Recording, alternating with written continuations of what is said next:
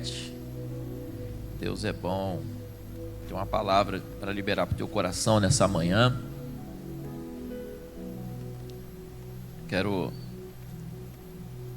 Minha oração é que Deus possa falar com você. Essa é a minha oração. Deixa eu ler com os irmãos. Assim saberão todas as árvores do campo que eu, o Senhor, abati a árvore alta, e levei a árvore baixa, sequei a árvore verde e fiz reverdecer a árvore seca. Eu, o Senhor, o disse e o fiz. Você pode dizer amém? Presta um pouquinho da sua atenção, por gentileza. Eu vou te contextualizar. Aqui Ezequiel, você sabe, Ezequiel, ele é um profeta que profetizou no cativeiro babilônico. Você sabe que o cativeiro babilônico, ele foi profetizado por Isaías. Isaías profetiza o cativeiro, também profetiza como o povo sairia do cativeiro. Ele profetizou a respeito do rei Ciro 200 anos antes de Ciro nascer. Quando o povo sai do cativeiro, o rei Ciro já não era nem mais a Babilônia, agora era o reino persa. E Ciro um dia está lendo as crônicas, e quando ele está lendo lá alguns registros, ele vê que tinha um profeta que havia profetizado a respeito dele 200 anos antes dele nascer. E ele ficou tão alegre com isso que ele percebe que Deus havia escolhido ele, e ele então libera o povo para que o povo pudesse ir embora.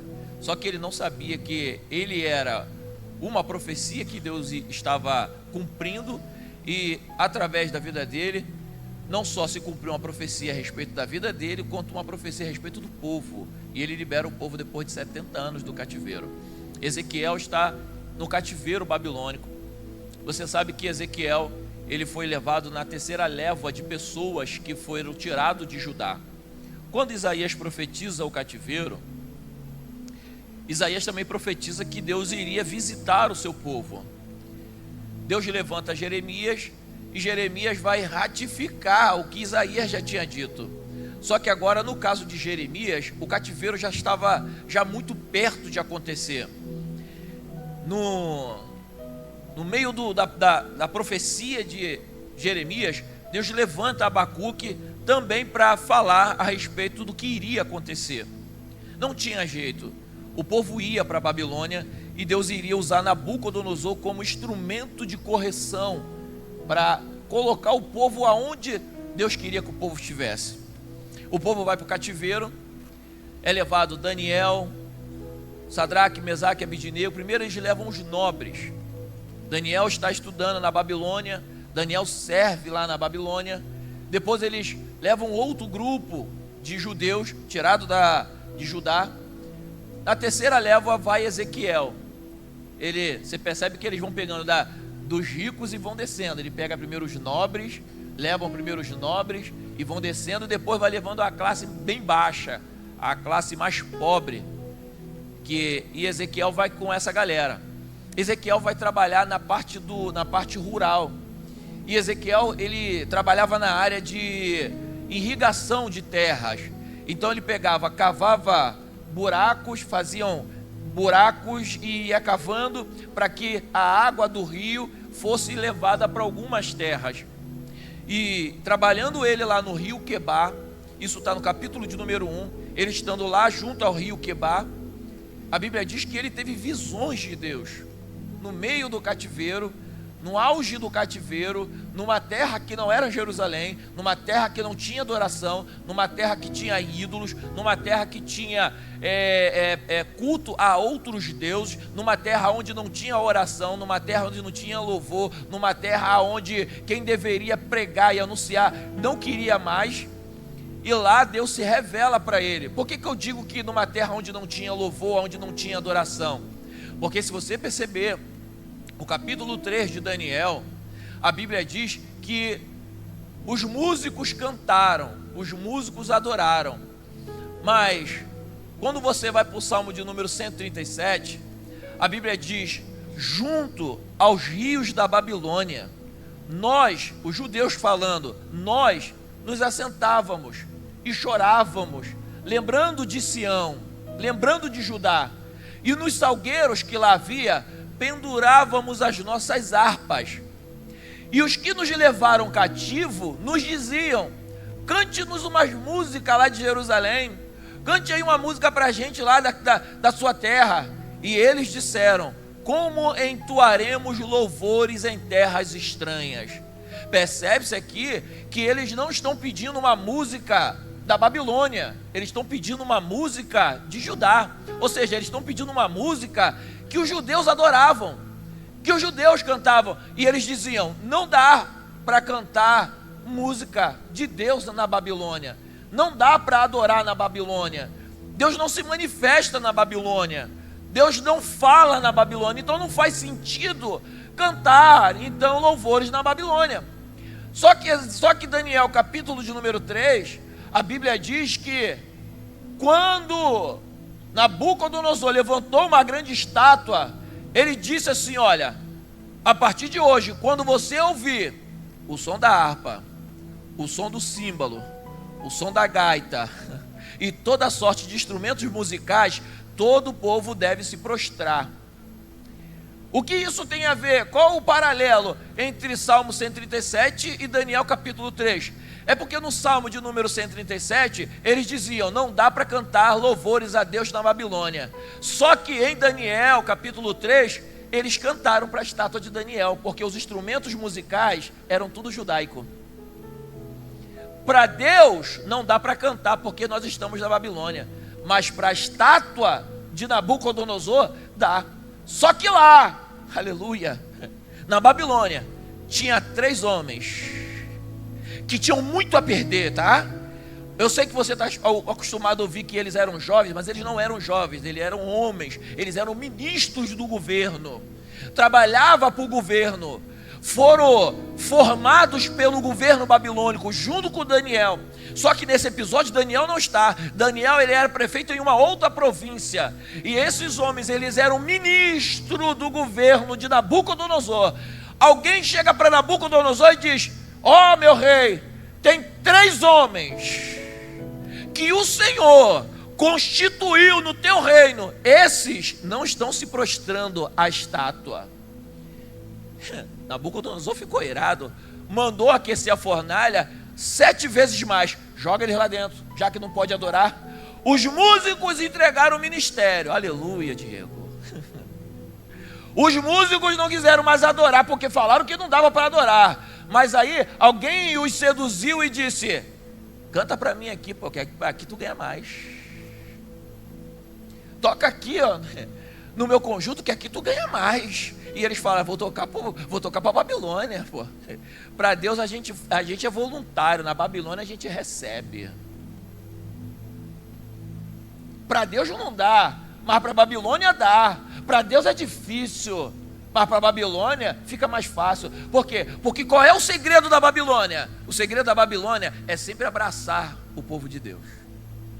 Porque o segredo da Babilônia é coisas que agradam os nossos olhos, para nos seduzir e nos tirar do propósito que Deus tem para a nossa vida. Só que aqueles 3 homens entenderam que eu posso perder muita coisa na Babilônia, mas uma coisa eu não perco: a minha intimidade com o Deus dos céus. Pode aquecer 7 vezes mais, que eu vou para lá. Aqueceu 7 vezes mais. Então eles lá, andando de um lado para o outro. Daqui a pouco Nabucodonosor disse: ué, nós não jogamos 3, por que eu vejo 4? Aleluia, é a presença de Deus na vida daquele que não se corrompe. É a presença de Deus na vida daquele que não se vende. É a presença de Deus daquele, aleluia, que não negocia os seus valores. A presença de Deus acompanha aquele que se permanece íntegro na presença de Deus. Eu vejo 4. Então aqui tem esse paralelo de quem não quer mais cantar, não quer mais adorar, e de quem está adorando. Aleluia, aleluia. Os músicos não querem adorar com as músicas, aleluia, mas alguém está adorando em silêncio, dizendo: eu adoro. Como? Não me prostrando, não me sujeitando. Eu adoro como? Não me corrompendo. Aleluia. Aleluia. Ezequiel está ali, no auge da Babilônia. De repente ele vê o céu aberto. Ele vê uma nuvem muito grande, só que da nuvem saía fogo e relâmpago. Eu nunca vi isso, uma nuvem sair fogo e relâmpago. Só que ele continua olhando. Do meio da nuvem saiu uma roda grande. No meio da roda grande uma outra roda pequena. Aleluia, daqui a pouco no meio da roda pequena, relâmpagos, fogo e uma nuvem. Aí ele não entende nada disso. Daqui a pouco ele vê 4 seres, e ele não vai entender. Daqui a pouco ele vê um anjo com uma grande asa, e debaixo da asa do anjo ele vê uma mão de homem. É uma visão meio louca de explicar. Só que Ezequiel está vendo tudo aquilo, e essa glória que Ezequiel vê faz ele perder as forças, de modo que ele cai. E Deus diz para ele no capítulo número 2: Ezequiel, filho do homem, põe-te de pé, que eu quero falar contigo. No meio da Babilônia, Deus não só se revela, mas no meio da Babilônia, Deus está falando. Aleluia. Eu quero liberar uma palavra para o seu coração. No meio dessa crise, Deus não só vai se revelar. No meio desse deserto, Deus não só vai se revelar, mas Deus também vai falar com você. Porque é no meio da crise é que Deus fala com a gente. No meio do deserto, Deus se revela para a gente. Então vai glorificando a Deus enquanto Deus está te conduzindo para esse deserto. Vai glorificando a Deus, porque Deus está te conduzindo, e Ele sabe como nos conduzir no meio do deserto.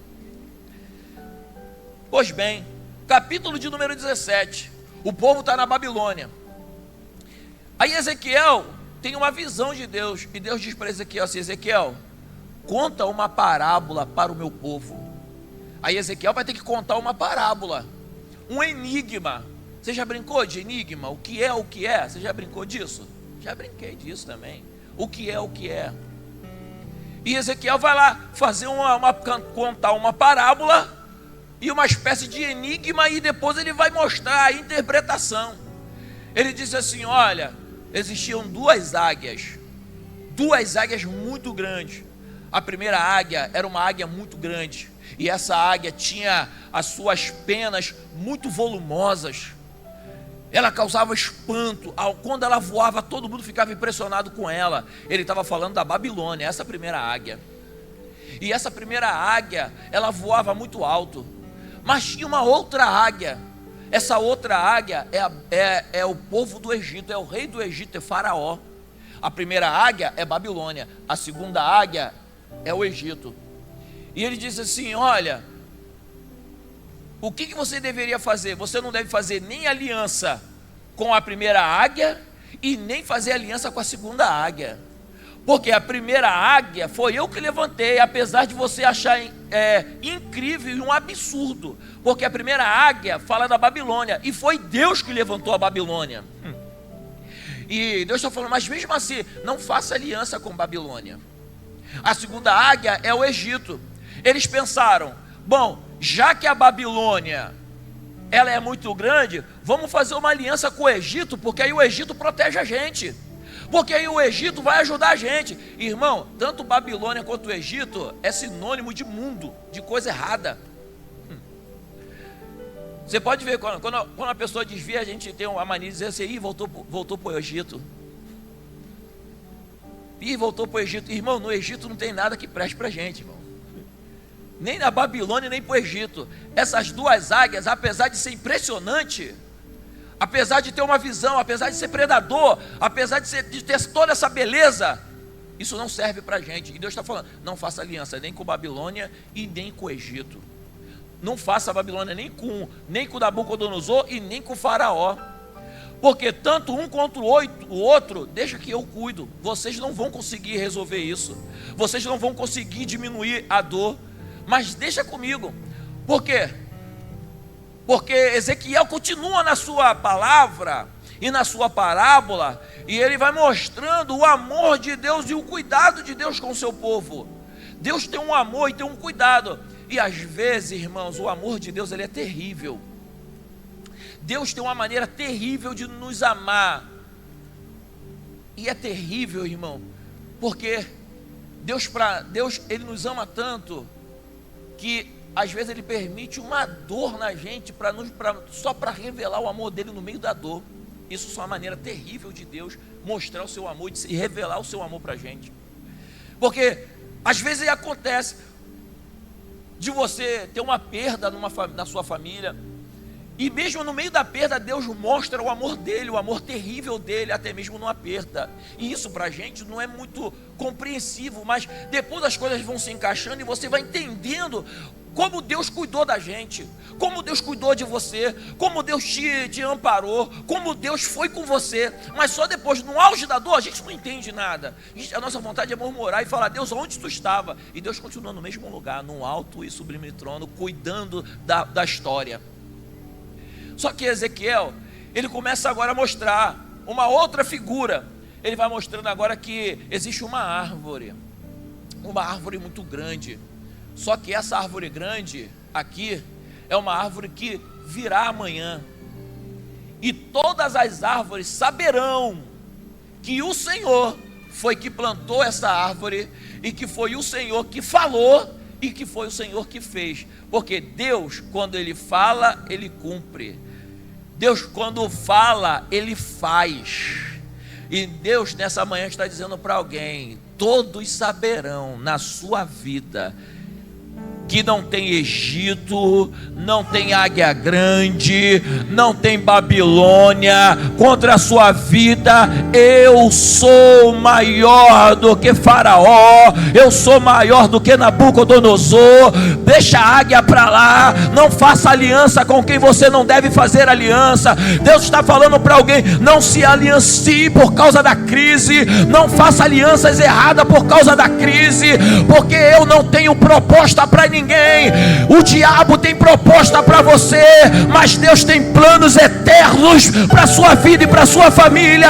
Fique com os planos de Deus, e as propostas do diabo deixa embora. Está repreendido na autoridade do nome de Jesus. Deus tem coisas grandes para você e para sua casa. A crise não vai te derrubar, a crise não vai te matar, porque é um Deus que fala e é um Deus que faz na sua vida. Ele vai fazer. Ele vai fazer. Outro exemplo, ele diz: olha para a árvore grande, olha para aquela árvore muito grande, olha para aquela árvore verde, aquela árvore grande, e vi a árvore verde. A árvore verde eu vou secar, e a árvore grande eu vou abater, e a árvore seca eu vou trazer vida, e a árvore pequena vai crescer. De repente você entrou aqui com seus projetos seco. De repente você entrou com a sua vida hoje aqui seca, sem verde, sem vida, sem aparência. E quem olha para a sua vida como árvore seca está dizendo: coitado, até pena. O máximo que dá para fazer é orar pela vida dele, pela vida dela. Não tem problema não, mas tem um Deus que sabe que você está seco. Tem um Deus que sabe que você é pequeno. Tem um Deus que sabe que você não pode contar com qualquer um. Deus sabe que você, nessa batalha, você não pode nem desabafar com todo mundo. E Deus sabe que é árvore seca, aleluia, é árvore pequena. E estão dizendo: não vai dar frutos. Além de não dar fruto, não vai crescer. Se não cresce, não dá fruto. Se não dá fruto, porque não cresce, aleluia. Mas Deus está dizendo: avisa para a árvore seca que hoje, nessa manhã, árvore seca, aleluia, vai florescer, vai florescer. E tem mais: diga para a árvore pequena: vai crescer, vai crescer. Levanta o dedo de profeta para o alto e profetiza para os 3 aí: vai crescer, meu irmão, vai crescer, vai crescer, vai crescer, vai crescer.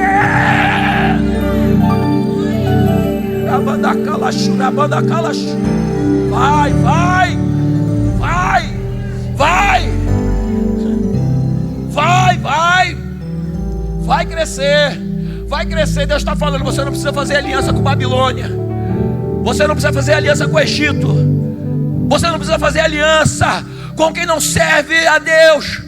Porque se prepare, porque quem vai fazer você crescer é Ele. É Ele, é Ele, é Ele. Bata no peito, porque o diabo perdeu mais uma. Bata no peito assim, bata no peito e diga assim: eu, mais forte, eu tenho uma aliança com Deus. Diga: com Deus. Aleluia, você tem uma aliança com Deus e Deus é fiel à sua aliança. Aleluia. Deus é fiel à sua aliança. Como você tem uma aliança com Deus, um dia houve fome na terra.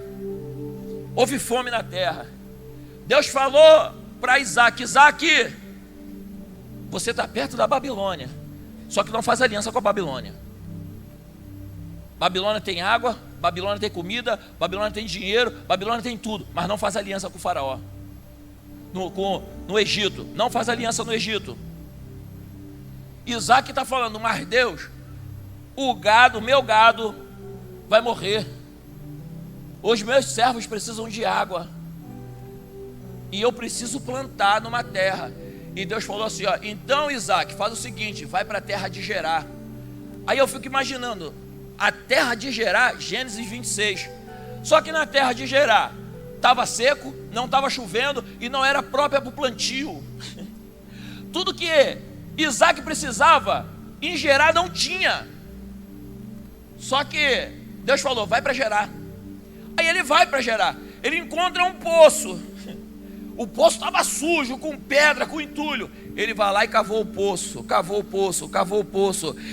Cavar poço é com a gente. Vira para esse canto e fala para ele: cavar poço é contigo. Meu irmão, se vai ter água é outra história.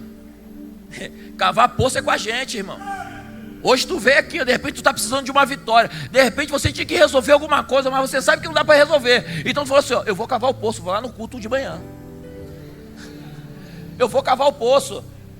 E está lá cavando o poço. A água é outra história, meu irmão. A água não é contigo. O teu negócio é cavar o poço. Pastor, mas tem entulho. Cava o poço. Pastor, mas tá, os especialistas em poços estão dizendo: isso aí não tem água. E Deus está falando: cava o poço. Cava o poço. Pastor, mas tem entulho. Cava o poço. Pastor, mas tem pedra. Cava o poço. Cava o poço. Faz o que tem que ser feito. E aí ele vai lá, desentulha, vai desentulhando, vai desentulhando, vai desentulhando aquele poço. De repente ele vai olhando, daqui a pouco começa a brotar água da terra. Vai brotando água da terra, vai brotando água da terra. De repente alguém chega e diz assim: ô Isaac, esse poço aí não pode ser seu, porque está na terra do Egito. Esse poço não pode ser seu, Isaac. Tomaram o poço de Isaac. Isaac vai para outro lugar e ele cava lá outro poço. Quando ele chega lá, outro poço, entulhado, cheio de terra, cheio de pedra. O que os camaradas faziam? Eles entulhavam o poço do Isaac. Não basta o negócio estar ruim, nada é tão ruim que não possa piorar. Além de o camarada cavar o poço e torcer para que tenha água, ele tem ainda os inimigos que vão lá e entulham o poço dele, quando ele sai dali de perto. E então, quando ele vai para a terra de Gerar, ele continua cavando, Aí Deus falou assim: ó, agora Isaac, fala o seguinte, pega a tua semente e semeia a tua semente. Se não tem água, ainda vai semear numa terra que não produz nada. Aí Deus falou: pode semear. Aí ele pensou: bom, se eu semear hoje, eu só vou colher ano que vem, na próxima estação. Aí Deus falou assim: não, Isaac, pode plantar, pode semear, porque tu vai colher esse ano ainda. Não dá para colher esse ano, Deus, não tem como, isso é impossível. Só que Isaac, ele foi lá, tirou a pedra do poço, desentulhou o poço e achou água. Colocaram ele em outro lugar. Mas não adianta, irmão, você pode ir para qualquer lugar. Porque, bata no peito agora assim, ó, aonde eu estiver, mais alto, aonde eu estiver, eu tenho promessa de Deus. Aleluia, aleluia, aleluia. Tu tem promessa. Não tem água, Deus providenciou a água. Não tem alimento, e aí ele tá com o camarada tá com as sementes. Aí e Deus fala: semeia na terra. ele semeou na terra, e a Bíblia diz que naquele mesmo ano, Isaac colheu 100 vezes. Se prepara, meu irmão, porque Deus, Ele vai fazer algo surpreendente na sua vida. Tu vai colher aonde ninguém está colhendo. Tu vai prosperar onde ninguém está prosperando. Tu vai crescer onde ninguém está crescendo. Tu vai triunfar onde ninguém está triunfando. Tu vai ser feliz aonde ninguém está sendo feliz. Tu vai ser vitorioso aonde ninguém está sendo vitorioso. Se prepare, porque você não está sozinho. Tu tem um Deus poderoso, dono do ouro, dono da prata, dono das estações, dono da terra, dono do mar, dono do céu, dono da lua, dono das estrelas. Ei, não se preocupe, meu irmão. Pode confiar em Deus. Porque a Bíblia diz que aquele que habita no esconderijo do Altíssimo, a sombra do Onipotente, descansará.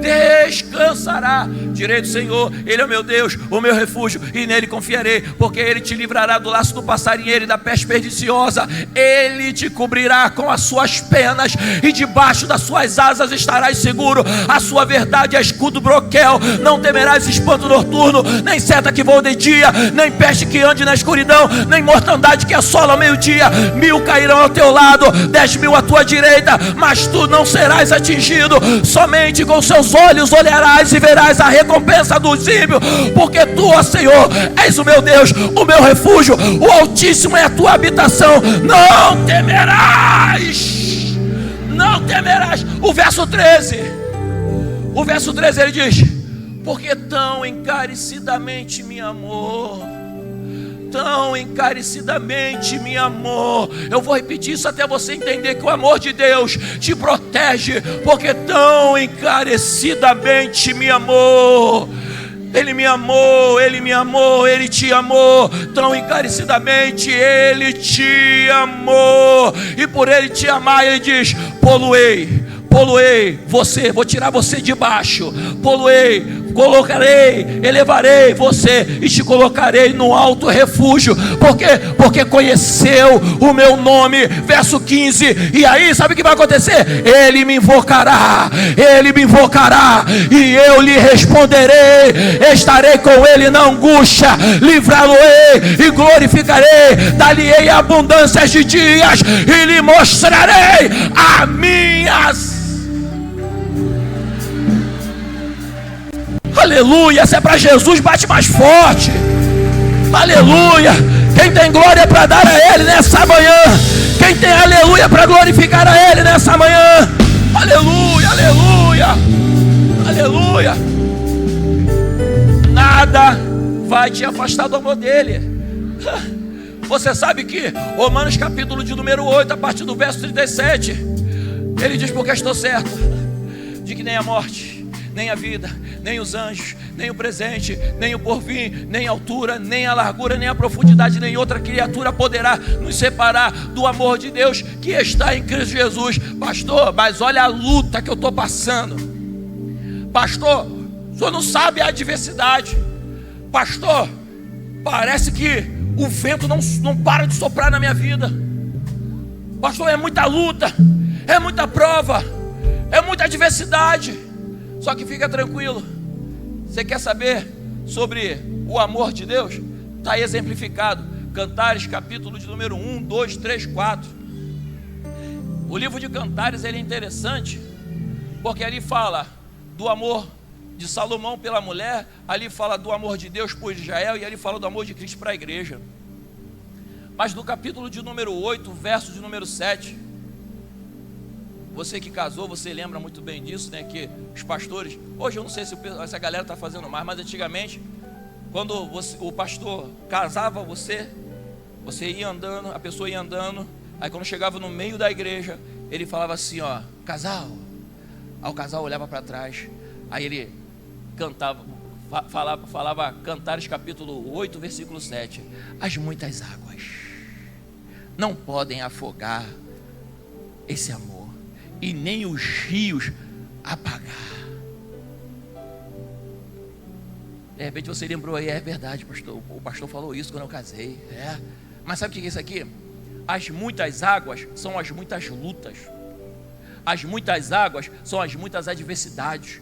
As muitas águas são as muitas lágrimas que correm dos nossos olhos. As muitas águas são as adversidades da vida que sobrevêm na nossa vida sem a gente esperar. E parece que Deus não prepara a gente, né? A gente fala, meu Deus, podia pelo menos ter me avisado, me preparado. E chegou do nada. Não, do nada não, você está preparado, só que você não sabe. Tu só sabe que está preparado quando chega o vento. Enquanto o vento não chega, tu não sabe que está preparado. Só que tudo isso são guerras, são lutas. E aí o Salomão está dizendo, as muitas águas, as muitas lutas não vão afogar, não podem afogar o amor de Deus por você. Não vai afogar. Sabe por quê? Porque você tem uma aliança com Deus. E aí eu encerro, porque Ezequiel, no capítulo 17, ele está mostrando que vai chegar um tempo em que Deus vai levantar uma árvore, e essa árvore é Cristo. Uma árvore que vai nascer no lugar onde ninguém imagina, vai crescer num lugar que ninguém espera e vai produzir frutos, e esse fruto vai permanecer. Então ele está falando de Cristo aqui. Então Cristo vai se levantar. Cristo veio, nasceu, teve seu ministério, morreu, ao terceiro dia ressuscitou, foi assunto ao céu. E ele disse, filhinhos, não vos deixarei órfão, enviarei outro Consolador para que esteja convosco. E esse Consolador está com a gente 24 horas. E a profecia de Ezequiel, ela se cumpre em Cristo. Ela se cumpre em Cristo. E o que tudo isso tem a ver? Águia grande, águia pequena, árvore grande, bonita, e árvore verde que Deus seca. Deus está falando, os reinos passam. Onde está a Babilônia? Onde está a Babilônia? Acabou a Babilônia, não tem Babilônia. Onde está o Egito? O Egito está lá, mas quem é o Egito? E o Egito só tá de pé ainda porque o Egito abrigou muito o povo de Deus em alguma época, ajudou o povo de Deus. Se não fosse por isso, também já teria sucumbido. Não se preocupe, meu irmão. Os reinos passam, homens morrem, mas aquele que vive e reina para todo sempre, ele vai estar conosco todos os dias. Você vai sair daqui, a presença dele vai continuar com você. Você vai sair daqui, mas a presença dele vai te acompanhar para a sua casa. Você vai chegar na tua casa, a presença dele vai estar lá. Sabe por quê? Porque em Êxodo 25, Deus mandou Moisés levantar um tabernáculo. Levanta um tabernáculo.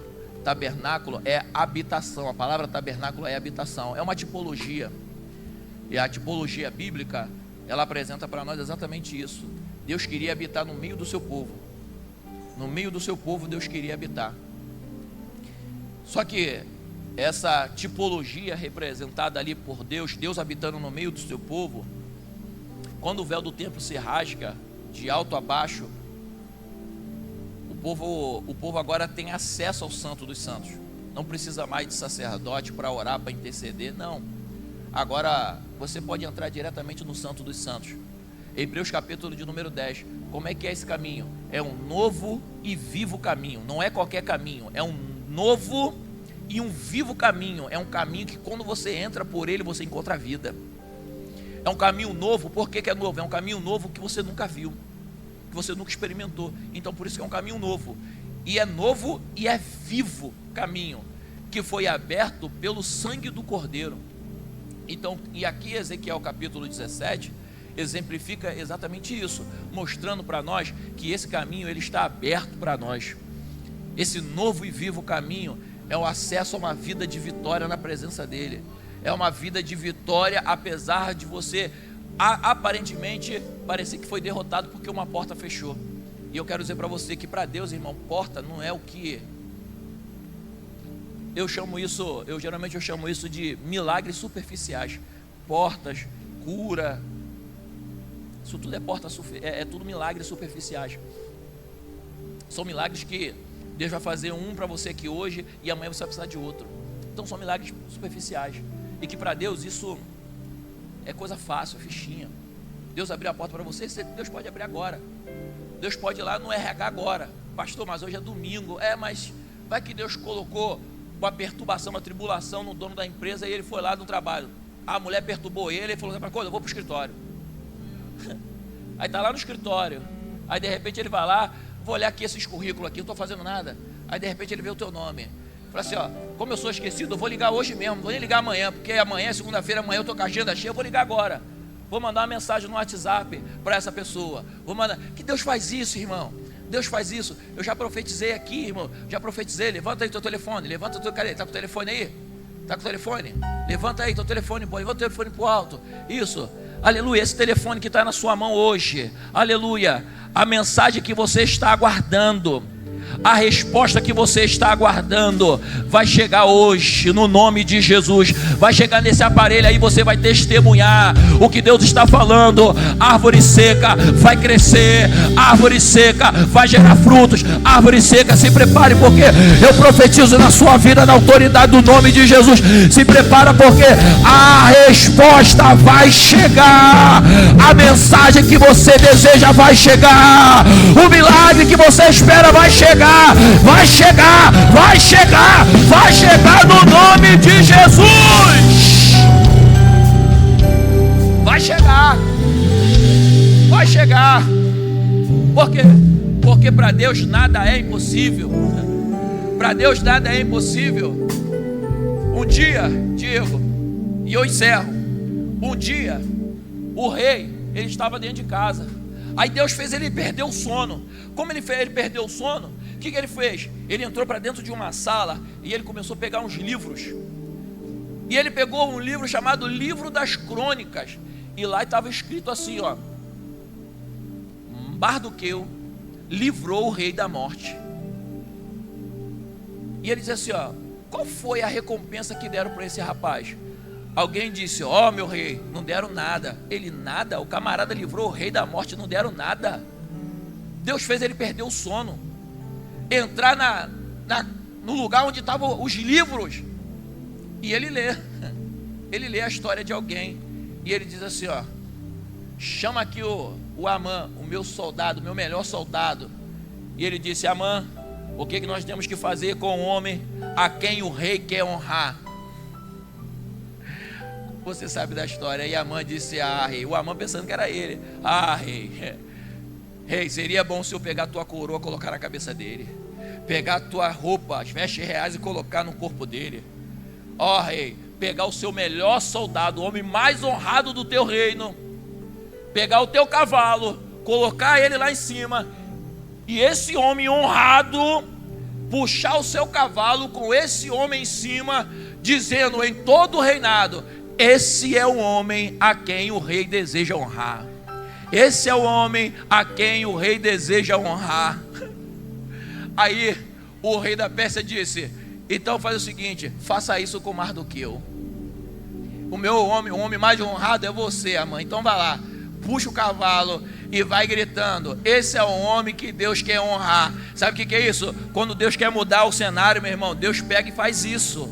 Deus pega, faz isso. Hoje, meu irmão, quem olha para você não vê que Deus quer te honrar. Só que Deus quer te honrar, mas não te honrou. Mas você é a pessoa que Deus quer honrar. Você é a pessoa que Deus quer honrar, mas não honrou. Por enquanto tu está ali escondido. Tu está entre a multidão. Ninguém te conhece. Mas nos livros das crônicas do céu, aleluia, Deus, aleluia, conhece a tua história. Deus sabe quem é você. Deus viu a tua oração. Deus viu o teu jejum. Deus viu toda quarta-feira você na campanha. Aleluia. O pastor Toninho falou que você tinha que fazer 7 semanas. Tu já fez 48 e nada.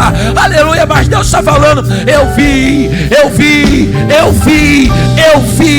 eu conheço a tua história. Aleluia. Se prepare, porque não vai ser homem que vai te honrar, mas vai ser os céus. Os céus vão dizer: esse é o homem a quem o rei quer honrar. Quer honrar. É você,